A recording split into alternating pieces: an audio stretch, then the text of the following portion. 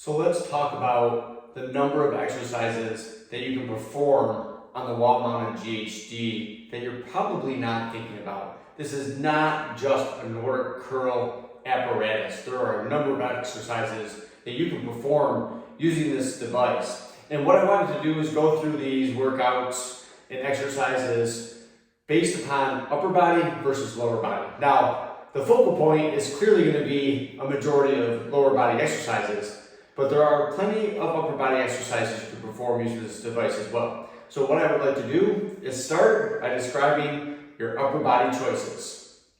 For starters, you can do multiple push-up variations using the GHD.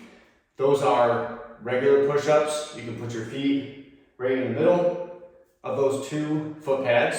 You can also do an incline push-up. You can also do a decline push-up. And just so you're also aware, you could be doing a close grip push-up.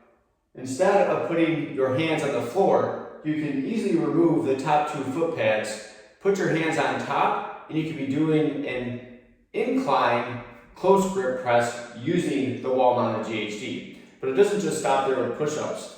As you see, my bench is set up here. I like to set up my bench, put my feet on the foot pads, grab a plate, and put it on my lap to do tricep dips. Now, another exercise I do on this very frequently is hyperextensions, and I do it two different ways.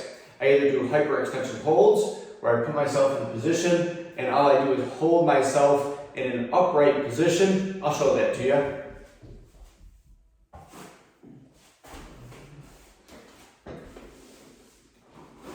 With a weight on my back. However, I normally have the bench pulled back a lot closer, so that way I am using progressive overload and putting that strain onto my back. Now, the other way I do hyperextensions is I actually do full hyperextensions. I'll keep that bench pulled back and I'll get into a hyperextension position and I will do full extensions down to the floor and back up to the starting position. Now that's the majority of what I would use this device for upper body moves. Now let's talk about all the different options that you have for your lower body and then also for your abs.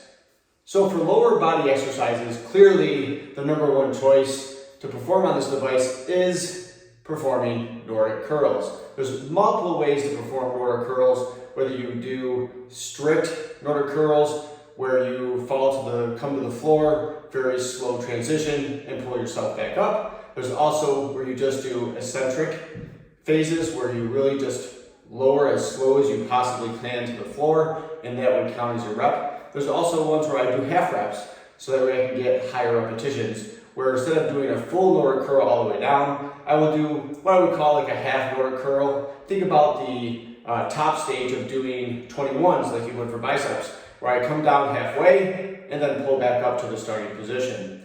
And then lastly, I like to do most often Nordic curls where I fall down to the floor with a slow tempo, usually about 3 seconds, and then I'll tap off the floor, coming back up to the original starting position. That's the Nordic curl. But what else do I do on this? Bulgarian split squats. I do both dumbbell and barbell lunges using the device. I do sissy squats using the device. There are a number of different ab exercises I like to perform on this. And I like to do regular crunches, whether it's just my body weight or using a weight. Typically, I'll use a kettlebell when I perform these, but I can put my feet underneath the bottom pad. But to make it a little bit harder, I can put my feet in between the two pads. Yes, it makes it more difficult. So I can do weighted crunches or regular crunches with my feet in those positions. Planks off this device are great for your core. They are very difficult. And then also, if you check out a video on Instagram, you'll see where my wife on Exponent Edge, she is doing some core work as well that is not specifically a plank. You can check that out on my Instagram channel. And you can check out all these exercises that I've been describing here today at Exponent Edge on my Instagram channel, or also at Renegade Core. That is my nutrition and also my certified personal trainer page, where I go over a number of exercises and tips to help you out with your health. Those are what I do typically on this. I also do what I call a renegade crunch, where I come in and do a full crunch And then when I'm in the bottom position, I hold a couple inches off the ground, and I'll do a Russian twist with a kettlebell. Just a nice little caveat or modification to the exercise I like to do to work not just my abs, but also my obliques. It's a great exercise. You might want to try it out. I've done a video of that as well for you. So those are the exercises that I perform when I do on the GHD. There are many exercises you can do outside of those. I'm up over 20 already, and the list keeps counting.